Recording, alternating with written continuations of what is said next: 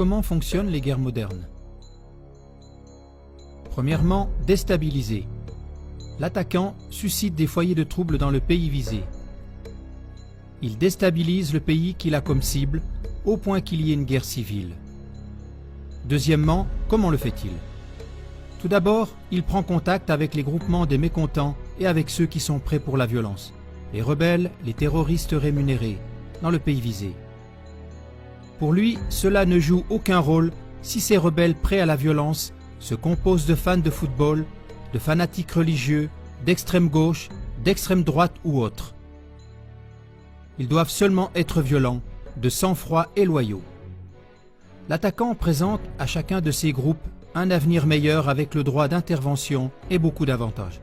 Ainsi, chaque personne motivée combat, peu importe par quel biais, pour imposer ses objectifs individuels. Toute unité terroriste ainsi formée accepte temporairement d'autres groupements d'un tout autre genre. Initialement, chaque groupe voit seulement des avantages dans la force de frappe commune. La devise est « synergie par-dessus tout », frapper ensemble, marcher séparément. L'attaquant forme ainsi des groupes terroristes hétéroclites. Si un groupe rebelle extrémiste ne veut pas du tout se mélanger à d'autres qui pensent autrement, cela n'a aucune importance pour l'attaquant. Il le sépare pour des objectifs particuliers, par exemple pour des attentats suicides, etc. Troisièmement, l'armement et le financement. Au travers de mercenaires de son propre pays ou d'un autre pays, il forme les groupes de rebelles rassemblés préalablement en groupes de terroristes. Dans la mesure du possible, il fait cela en dehors du pays visé. Pour ce faire, il installe des centres de formation secrets, le plus près possible de l'endroit visé. Si cela n'est pas possible, il les fait venir d'ailleurs. Il livre aux rebelles des quantités d'armes et de munitions à volonté. Il paye les rebelles pour aller au combat. Quatrièmement, l'attaque. L'attaquant étranger met en pratique son plan de combat de façon ciblée.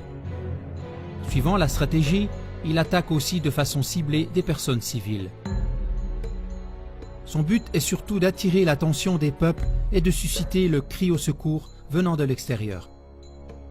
Bien sûr, maintenant, ce n'est pas l'attaquant organisateur qui est au centre des informations de presse, mais le mauvais gouvernement du pays à renverser, ou bien, si besoin est, ce seront les rebelles, c'est-à-dire les unités terroristes.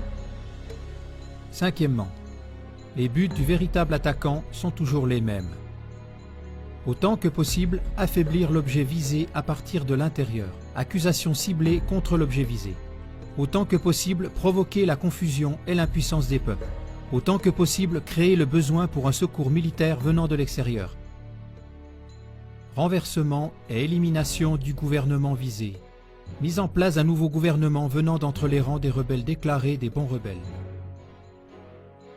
Retrait des troupes, abandon du pays à lui-même afin qu'il tombe dans le chaos total. Nouvelle intervention radicale pour éliminer tous les héros utilisés auparavant et qui sont désormais appelés des terroristes. Prise en charge du pays ainsi que de ses ressources. Paiement de dédommagement au gré des attaquants. Sixièmement, se laisser célébrer comme sauveur. Septièmement, le même exercice en grand. Ce que l'attaquant a fait dans différents pays avec des troupes de rebelles hétéroclites, il le fait à grande échelle.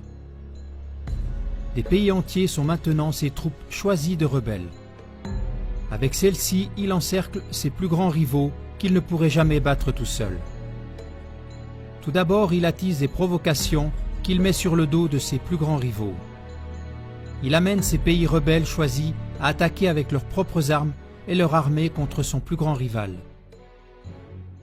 C'est seulement quand tous les pays ont tiré leurs dernières munitions, qu'ils ont perdu leurs meilleurs éléments et qu'ils sont ruinés que le véritable ennemi de l'homme, le véritable attaquant et belliciste intervient pour maintenant les vaincre tous ensemble. Qui sont les grands perdants?